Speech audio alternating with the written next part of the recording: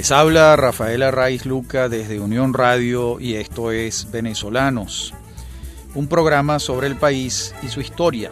En nuestro programa anterior estuvimos ventilando, comenzamos a revisar ese episodio trágico de la vida política venezolana que ocurrió el 31 de julio de 1812, cuando el general Miranda es hecho preso por sus subalternos y entregado a Domingo de Monteverde. Y allí comienza la última etapa de la vida de Miranda, que se va a extender hasta 1816, cuando muere en la cárcel de La Carraca, en Cádiz. En ese momento, como dijimos en aquella oportunidad, Casas, Peña, Montilla y Bolívar entregan a Miranda. Y comenzamos el programa citando una carta que le escribe Monteverde al Consejo de Regencia el 26 de agosto, es decir, menos de un mes después de los hechos. Les voy a citar un párrafo que dice: los que fueron contagiados, pero de algún modo obraron opuestamente a la maligna intención de los facciosos. En esta clase, excelentísimo señor, se hallan don Manuel María de las Casas, don Miguel Peña y don Simón Bolívar. Yo no puedo olvidar los interesantes servicios de Casas ni el de Bolívar y Peña. ¿A qué se refiere Monteverde? ¿Cuáles son los interesantes servicios que le han prestado al español Casas, Bolívar y Peña? Pues la entrega de Miranda. ¿Qué otro servicio puede ser? Y entonces cualquiera puede preguntarse, ¿habría obtenido pasaporte el coronel Bolívar de parte de Monteverde sin haber prestado estos interesantes servicios a los que alude Monteverde en su carta? No parece probable. También algunos se pueden preguntar, de no haber hecho preso a Miranda y entregado a Cerveris, al reo, ¿habría corrido la misma suerte de este? Seguramente. Si Bolívar, Peña, Casas y Montilla no entregan a Miranda, el destino de ellos iba a ser el mismo de Miranda, o el de los otros líderes criollos que fueron también a la cárcel. De modo que la entrega de Miranda representa para estos jóvenes venezolanos entonces la posibilidad de salvarse de la cárcel y de obtener un pasaporte. Aquí la historiografía se divide. Para los seguidores de Miranda, la entrega fue una infamia de Bolívar y acaso su error más desgraciado. Para los bolivarianos, la entrega de Miranda fue un paso necesario que tuvo que dar Bolívar para salvarse de la cárcel. De lo contrario, no habríamos tenido el Bolívar que tuvimos. Nosotros lo que apuntamos es que, sin duda, es un momento muy poco afortunado para la vida de Miranda por razones obvias. Y para la vida del Libertador también, porque es un momento dilemático en el que él está en un disparadero moral y práctico y toma la vía de salvarse a sí mismo entregando a Miranda, como lo certifica Monteverde. Aquí no hay mucho que especular, eso fue así.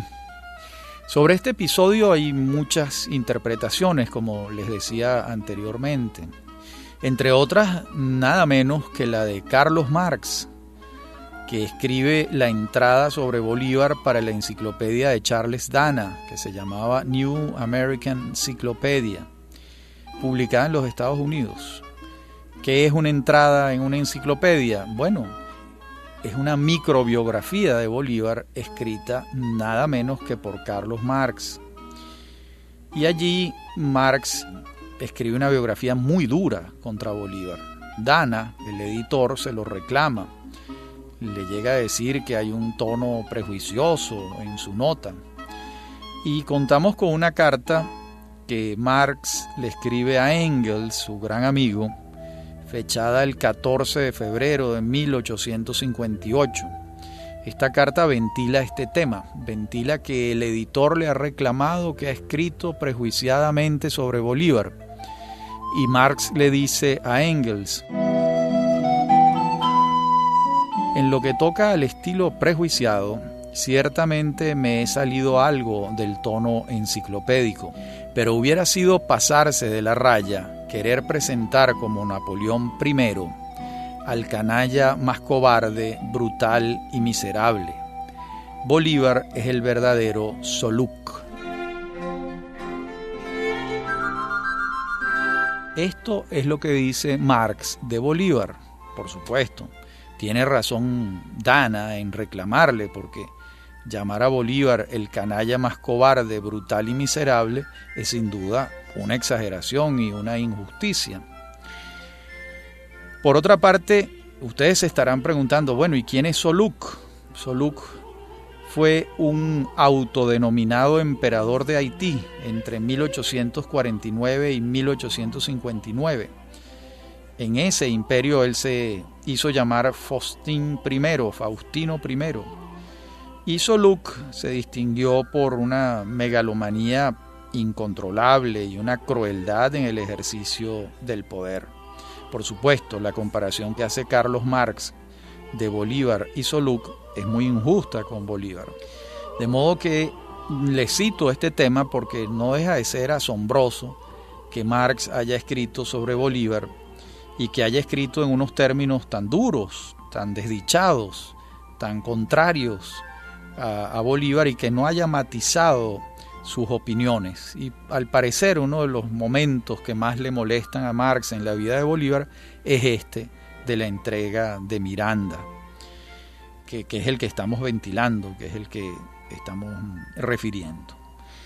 Por otra parte, Miranda rompe el silencio el 8 de marzo de 1813, unos 9 meses después, cuando, estando preso en las bóvedas del castillo de Puerto Cabello, allí dice: sepultado en una oscura y estrecha prisión y sepultado con grillos. Desde allí le escribe un memorial a la audiencia de Caracas. Esta pieza es asombrosa por la serenidad con que Miranda está escribiendo, y una serenidad extraña en un hombre que está preso, aunque ya han pasado 9 meses del acontecimiento en que sus subalternos lo han entregado a Monteverde, ¿no? Y allí Miranda le atribuye al terremoto del 26 de marzo buena parte de la catástrofe. Y no le falta razón. Ese terremoto fue devastador y jugó a favor de la reconquista española de Venezuela. También le atribuye una importancia notable al alzamiento de los negros bardoventeños, que él como él los llama, encabezados por José de las Llamosas, a quienes los realistas les ofrecieron su libertad a cambio de aquel alzamiento. El tono de Miranda, dije antes que era sereno, pareciera de avenimiento, de llamar a la serenidad, a la Real Audiencia, a ver si algo puede ocurrir a su favor. En algún momento afirma en ese memorial Miranda, dice: reconcíliase a los americanos y europeos, para que en lo sucesivo formasen una sociedad, una sola familia y un solo interés, dando Caracas al resto del continente un ejemplo de sus miras políticas y de que prefería una honrosa reconciliación a los azarosos movimientos de una guerra civil y desoladora. Él se está refiriendo a las capitulaciones que él firma con Monteverde. No podemos olvidar que Miranda es un hombre maduro, ya un hombre mayor, que viene de muchas guerras en Europa, en los Estados Unidos, en África incluso, y que es un hombre que sabe que siempre es preferible incluso un mal acuerdo pacífico que ir a la guerra. Pero estas visiones de la madurez van a contrastar con las visiones de la juventud representada por los muchachos, que en ese momento eran Bolívar, Montilla, Casas, Peña, Sublet, Rivas, que estaban muy lejos de querer un avenimiento con los españoles y preferían el camino del enfrentamiento bélico. No hay duda de que estas palabras que he citado son las palabras de un político curtido en foros civilizados como fue Miranda. Son las palabras más de un político que de un guerrero, como vengo diciendo. No son las palabras de alguien que busca la independencia a cualquier precio, sino de alguien que también la intenta por el camino de la negociación. De modo que eso es interesante señalarlo. Miranda en ese memorial también alude a la Constitución de Cádiz como un ejemplo de un texto constitucional moderno que no fue atendido ni respetado por Monteverde, por cierto, siendo esta la Carta Magna que estaba vigente, porque la Constitución de Cádiz fue aprobada por las Cortes el 19 de marzo de 1812 y los hechos que venimos refiriendo son de julio del mismo año. Esta Constitución española tuvo vigencia 2 años, hasta el momento en que regresa al trono Fernando VII, el 19 de marzo de 1814. Cuando regresa Fernando VII, el espíritu absolutista vuelve por sus fueros. Él de un plumazo abole esta Carta Magna, la deja de lado, y esta Carta Magna consagraba la monarquía constitucional. Él regresa al poder absoluto. La Constitución de Cádiz consagraba la separación de poderes, el sufragio masculino indirecto, la libertad de prensa, la libertad de industria. Era una constitución liberal, interesantísima, que Fernando VII va a desconocer. Esta constitución veremos más adelante cómo muchos la defienden y va a ser el motivo por el que en 1820 la invoque el general Rafael de Riego, pero en otras circunstancias que veremos en su momento. En la próxima parte del programa veremos el accionar de Domingo de Monteverde, ya al frente del poder de nuevo en Venezuela. Ya regresamos.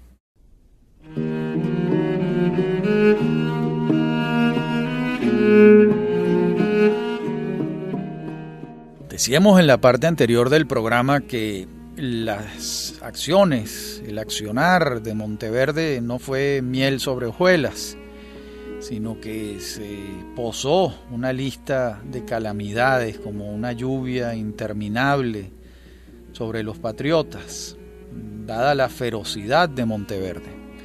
No le tembló el pulso para perseguirlos, encarcelarlos, despojarlos de sus bienes, aventarlos al exilio. Y tómese en cuenta que el Consejo de Regencia desde España había designado a Millares, capitán general de Maracaibo, para encargarse del tema. Pero Monteverde no le hace caso a Millares, ningún caso, y decide avanzar. De modo que con esa tónica arrasadora es que entra Monteverde a Caracas el 29 de julio.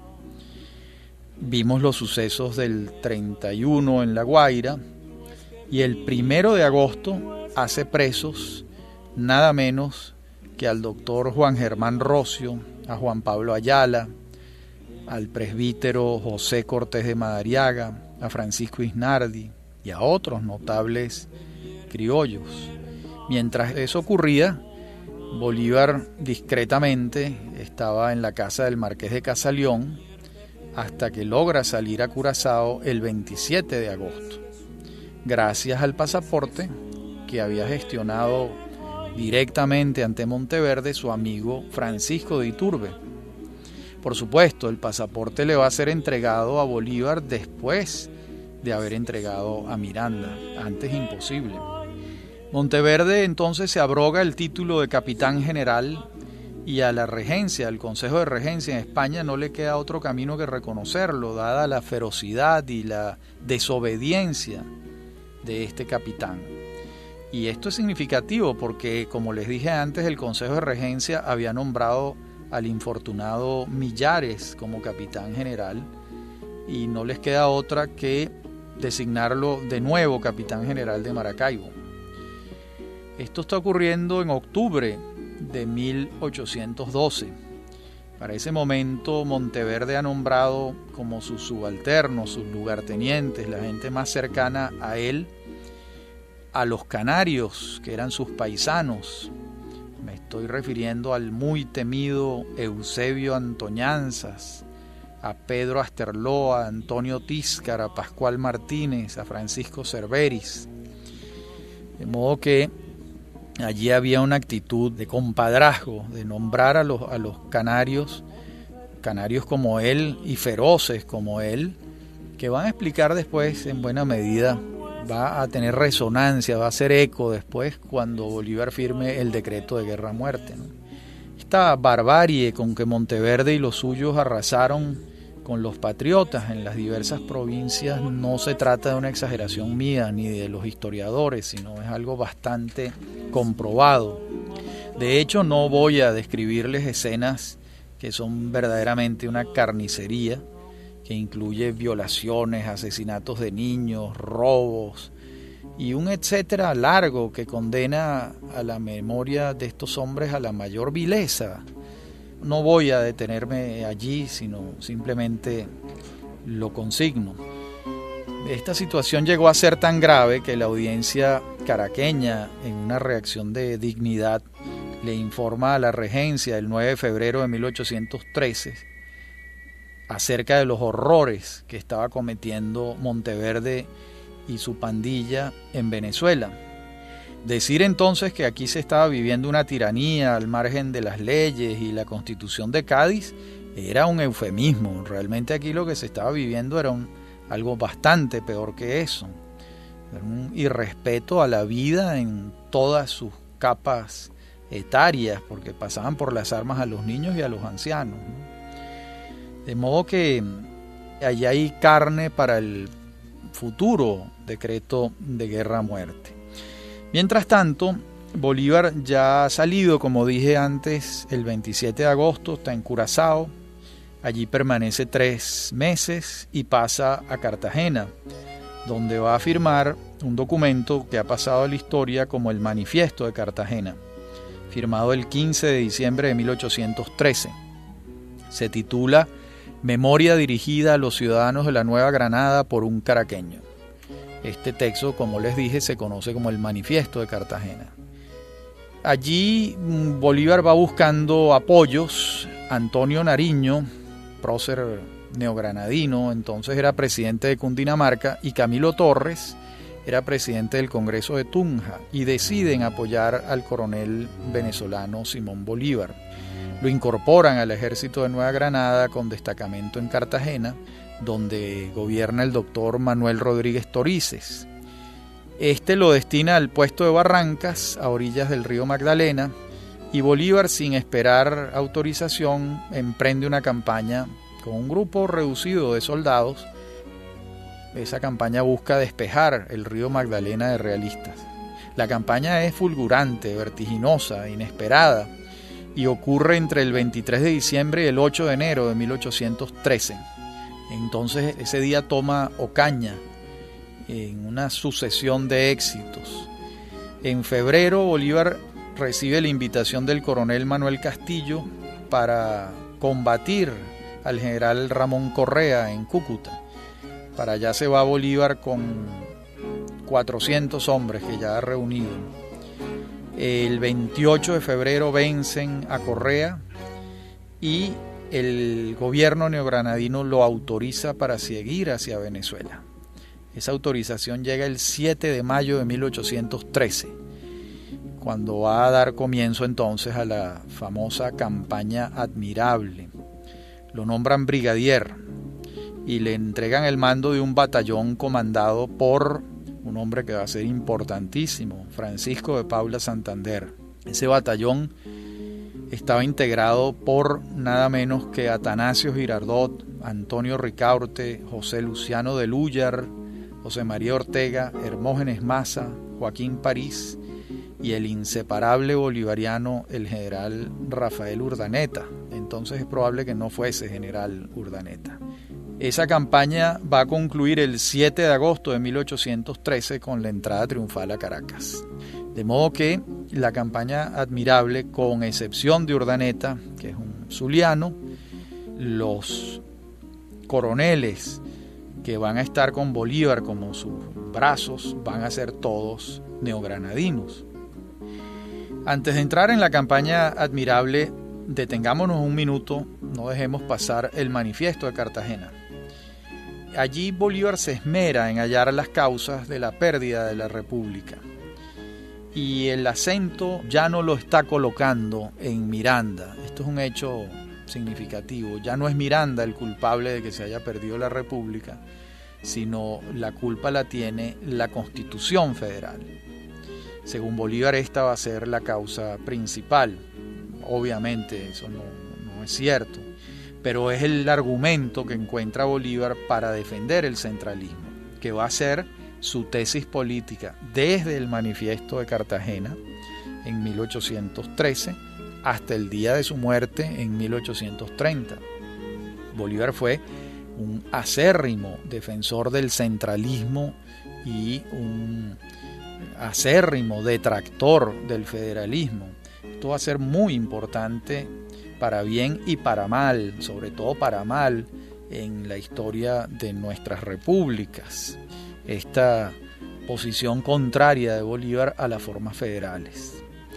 Este centralismo bolivariano se va a ir acentuando hasta que llegue un punto cenital cuando Bolívar redacta la Constitución de Bolivia en 1826 y propone la presidencia vitalicia y hereditaria, que es a todas luces una tesis con visos monárquicos. En ese momento es que las diferencias con Santander van a pronunciarse mucho en Bogotá y va a ser un punto de inflexión en la vida de Bolívar. También vamos a ver a Bolívar en 1828 cuando asume la dictadura después de los atentados, sobre todo del atentado en Bogotá donde casi pierde la vida. De modo que ese centralismo, a ratos con visos autoritarios, va a ser el que Bolívar defienda toda su vida desde el manifiesto de Cartagena hasta, como les dije, el 17 de diciembre de 1830, cuando fallezca en Santa Marta. Como es natural, la invocación que hace Bolívar del centralismo en contra del federalismo está fundamentada en la idea de que la anarquía es lo que puede perder el esfuerzo republicano y el antídoto contra la anarquía es el centralismo, la unidad de mando. La verdad es que el centralismo autoritario, no en este caso sino siempre, encuentra argumentos para imponerse. No estoy pensando solo en este momento, sino en el gendarme necesario de Laureano Vallenilla Lanza en relación con la dictadura del general Gómez, por darles un ejemplo. Claro, el otro argumento es la guerra, que en medio de una guerra siempre será preferible el centralismo y la unidad de mando que los trámites, los diálogos, el poder compartido que supone la estructura federal. La otra causa que alude Bolívar, y ahí coincide con Miranda, es el efecto devastador que tuvo el terremoto de marzo de 1812, que no solo afectó severamente a Caracas, sino a toda la región centro-occidental del país, dejando a ciudades prácticamente en el suelo.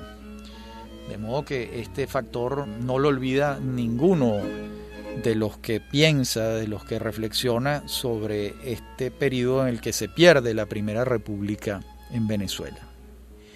En la próxima parte del programa continuaremos revisando el manifiesto de Cartagena y también veremos cómo concluye la campaña admirable y en qué consistió el decreto de guerra a muerte. Ya regresamos.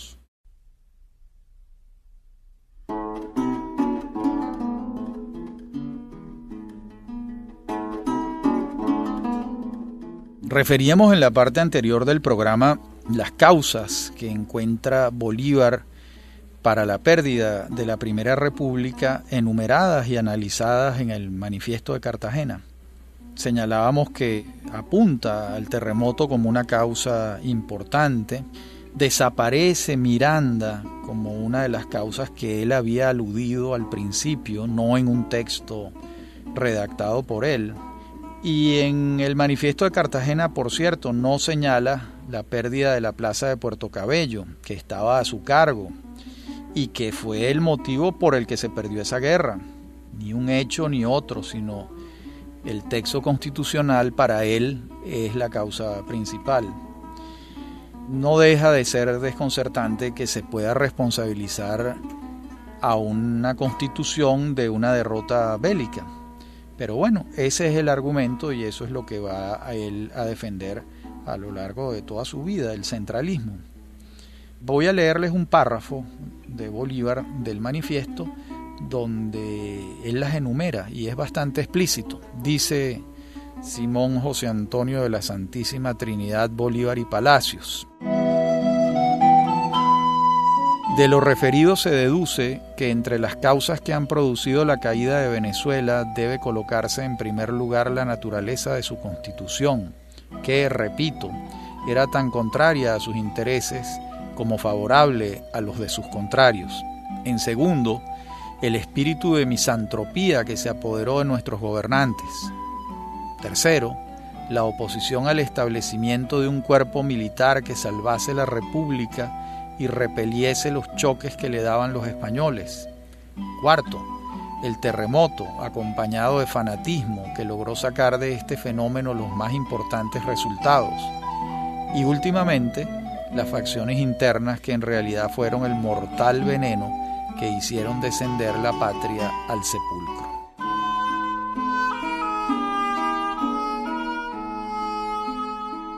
La cuarta y la quinta son interesantes. El fanatismo al que él está aludiendo es el fanatismo insuflado por un sector de la Iglesia Católica que ve en el terremoto un castigo divino hacia los patriotas, que están contraviniendo la voluntad de Dios que supuestamente estaba a favor del monarca, de acuerdo con el derecho divino de los reyes, que se instituyó durante siglos en el mundo occidental, lamentablemente. Y la alusión a las facciones internas, bueno, es un tema que preocupó a Bolívar toda su vida, que era que hubiesen facciones que pensaban distinto y que contravenían la unidad de mando. Él equiparaba esto a la anarquía, confundiendo un aspecto con otro.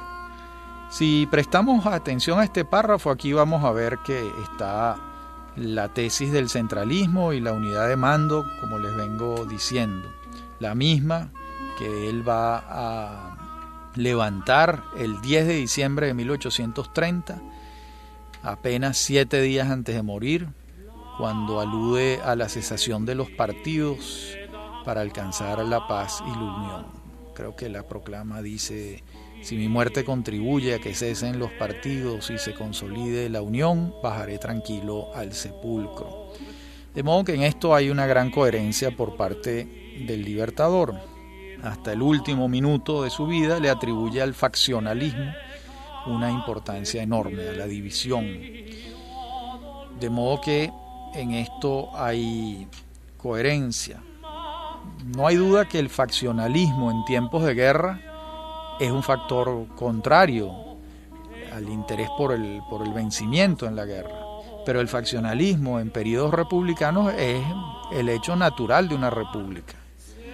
Las repúblicas, por lo general, es consustancial a ellas que la gente no esté de acuerdo y que se pongan de acuerdo por medio de instrumentos que favorezcan la paz, instrumentos políticos que la favorezcan. Pero ahora veamos entonces, ya revisado el manifiesto de Cartagena, veamos la campaña admirable.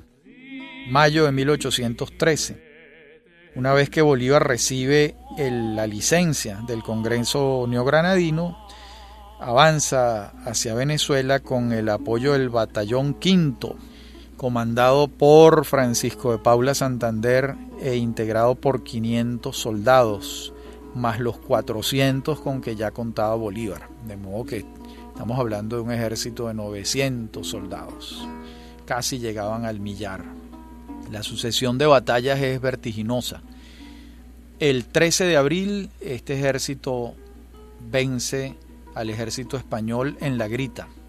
El 23 de mayo entra Bolívar triunfante a Mérida y allí es donde se le otorga el título de Libertador, que él lo asume para siempre. El 10 de junio Girardot, Atanasio Girardot, del antioqueño, gloria de Medellín, toma Trujillo y el 14 llega Bolívar a Trujillo.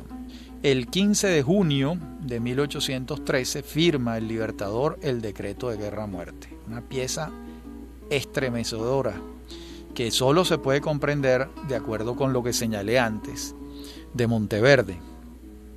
De modo que lo primero que hay que señalar es que el origen de este decreto no es un capricho de Bolívar y que él mismo lo explica en el texto. Se trata de una venganza por los horrores cometidos por Monteverde.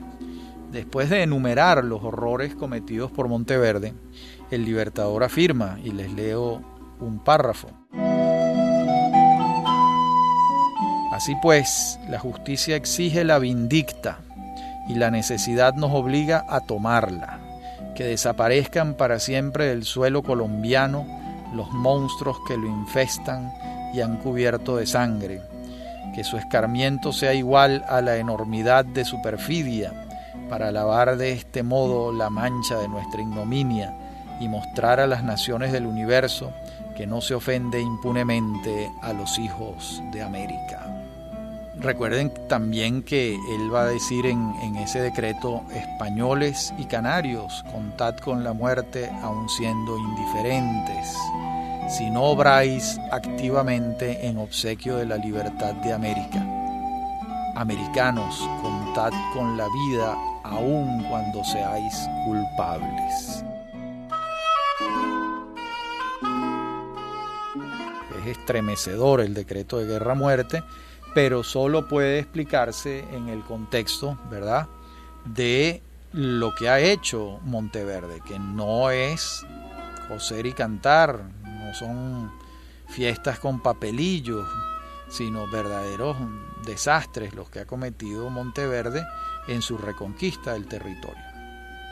Les señalaba antes que Bolívar coloca en un disparadero a los españoles y canarios, señalando que si no se suman a las fuerzas patriotas serán dados de baja. O sea, no hay alternativa, no pueden quedarse neutrales, es lo que le está diciendo. Tienen que sumarse a las fuerzas patriotas, de lo contrario van a ser dados de baja. Y a los americanos, es decir, a los venezolanos, porque el suelo donde están ocurriendo estos encontronazos en Venezuela, pero él ya está hablando de los americanos en su sentido integrador, los perdona, incluso en el caso de hallárseles culpables de colaboración con los realistas. Allí es donde está lo más estremecedor de este decreto de guerra-muerte, que tuvo un efecto tremendo en la población, fue contundente. A todo el mundo, a patriotas y a realistas, les queda muy claro que el general Bolívar, que el Libertador, venía en son de venganza y con mucha fuerza, y así fue. Recuerden que dice: así pues, la justicia exige la vindicta y la necesidad nos obliga a tomarla. Muy bien, sigamos con la campaña admirable. La campaña continúa. El 18 de junio Girardot está en Carache. José Félix Rivas se suma a la campaña y avanza sobre Boconó. El 2 de julio tiene lugar la batalla de Niquitao. Allí vence Rivas a las fuerzas realistas con el apoyo de Rafael Urdaneta y de Campo Elías. Rivas, el valiente Rivas, sigue hacia el Tocuyo y ocupa el 18 de julio la plaza del Tocuyo y avanza hacia Quíbor. En los Horcones tiene lugar otro triunfo de Rivas hasta que éste entra victorioso a Barquisimeto. Entonces los realistas se alarman, dicen: bueno, esta gente está avanzando. El 29 de julio se reúnen Rivas, Urdaneta y Girardot en San Carlos, una plaza que previamente ha ocupado Rafael Urdaneta. El 2 de agosto entran a Valencia, que ha sido abandonada por Monteverde. Monteverde sale despavorido ante las noticias que llegan de las victorias patriotas y huye hacia Puerto Cabello. Y lo persigue Girardot. Monteverde logra protegerse tras las murallas de Puerto Cabello. Es así como estos ejércitos patriotas que han librado batallas y las han ganado, conducidos por Urdaneta, Rivas, Girardot, Campo Elías, le franquean el paso a Bolívar, que va a entrar a Caracas el 6 de agosto de 1813. Entonces concluye la llamada campaña admirable. Bolívar la hace llamar así y así se consagra en la historiografía. Sin embargo, Monteverde, acuartelado en el castillo de Puerto Cabello, espera la llegada de refuerzos realistas. Y estos llegan en septiembre. El regimiento de Granada, al mando de Miguel Salomón. Llegan cerca de 1000 hombres a reforzar al maltrecho ejército de Monteverde, que ha tenido que acantonarse tras las murallas de Puerto Cabello frente a la furia de Girardot que avanzaba hacia él. Entonces Monteverde decide recuperar Valencia y en Bárbula lo está esperando el ejército comandado por Atanasio Girardot, Luciano de Lúllar y Rafael Urdaneta, el 30 de septiembre de 1813. Pero estos hechos y otros los vamos a ver en la última parte del programa, cuando refiramos la batalla del 3 de octubre en las trincheras, donde Domingo de Monteverde es herido en la mandíbula, y el 30 de octubre en Bárbula veremos cómo vencen los patriotas, y cuando lamentablemente Girardot colocaba el pabellón nacional en la cima del cerro, muere, cae de baja, herido por un balazo en el pecho. Ahí muere un héroe neogranadino. Ya regresamos.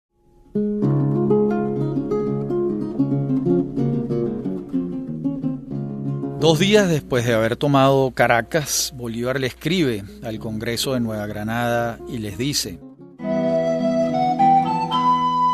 desde la ilustre capital de Venezuela tengo el honor de participar a vuestra excelencia el restablecimiento de esta república que los heroicos sucesos de las armas de la Nueva Granada han sacado de la nada.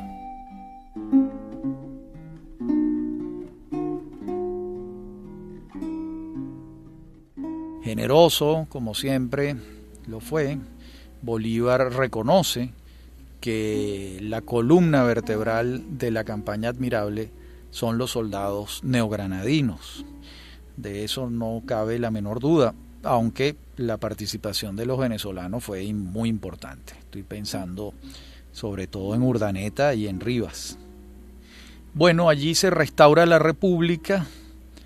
Bolívar le solicita a Francisco Javier Ustaris y a otros notables que lo ayuden con la redacción de las bases de un gobierno provisorio, adaptado a las circunstancias. Pero muy pronto ese proyecto va a caer en letra muerta porque los hechos se van a precipitar, como veremos pronto. Una vez restablecida la república, la actividad de Bolívar es frenética y se traduce en un conjunto de proclamas, órdenes administrativas, un trabajo asombroso, vertiginoso, mientras las batallas continúan en otros lugares, y ahí entra a jugar el libertador de Oriente, que es Santiago Mariño. Refiramos estos hechos. Se reúnen 45 patriotas en el islote de Chacachacare, redactan la famosa acta de Chacachacare y emprenden la campaña de Oriente al mando de Santiago Mariño. Esta isla pequeña de Chacachacare es de los Mariños, está muy cerca de Trinidad y es una de las muchas posesiones de la familia Mariño que tenían una fortuna familiar colosal. Allí se despiden estos hombres de Concepción Mariño, la hermana de Santiago, y zarpan. Invaden por Guiria y alcanzan la primera de una serie de victorias el 13 de enero de 1813. El 15 están en Irapa.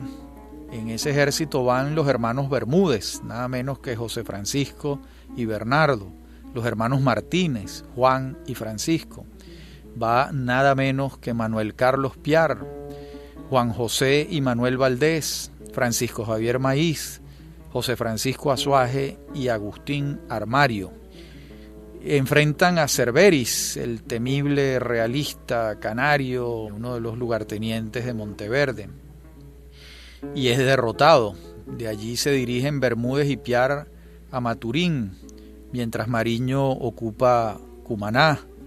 En febrero toman Maturín, derrotan a los realistas. Monteverde trata de contenerlos y se enfrenta a Mariño y a Piar y vencen estos a los realistas. Monteverde se recupera, insiste de nuevo, los vuelve a vencer Piar. De modo que hay una seguidilla de derrotas catastrófica para los realistas, para los españoles, y a Monteverde no le queda otro camino que correr hacia Barcelona. Mariño se dirige a Cumaná a darle combate a Eusebio Antoñanzas y se rinden a su paso Cariaco, Carúpano y Río Caribe. Y el 3 de agosto de 1813 entra triunfante Mariño a Cumaná. Por su parte, en Margarita, José Francisco Guevara toma el mando, libera a Juan Bautista Arizmendi y bueno, aquí se suma una nueva plaza en control de los patriotas. Navegan hacia allá Mariño y un joven cumanés que se suma al ejército, que va a ser un hombre extraordinario y que se llamaba Antonio José de Sucre Alcalá. El 19 de agosto navegan de Margarita a Barcelona y la toman. Y bueno, ya entonces la campaña de Oriente ha sido un éxito clamoroso y absoluto, y se consagra a Santiago Mariño como el libertador de Oriente. Mariño es un personaje extraordinario. La biografía de Caracciolo Parra Pérez, de 5 tomos, si mi memoria no falla, sobre Mariño, es una obra monumental. Es un personaje fascinante, enigmático. Extrañamente, siendo un personaje principal, toda la vida le toca el papel secundario. La primacía le fue esquiva siempre.